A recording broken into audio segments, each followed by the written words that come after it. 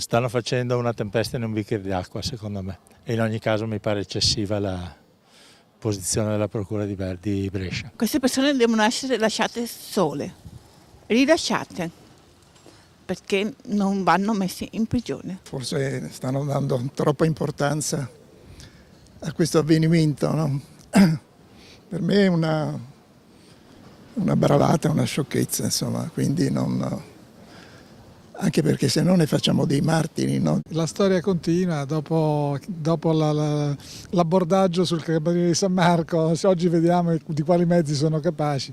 Vabbè, niente, se non ci fosse da ridere ci sarebbe da piangere. Ci sono i carabinieri, va con carro armato e tira la cannonata. Hanno un esercito contro, un esercito. Se mandano i carabinieri Nox, cosa fanno?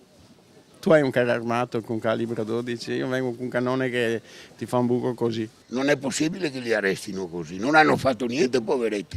Con un trattore l'hanno scambiato per un carro armato, ma dove hanno studiato sta gente? Io non riesco più a capire.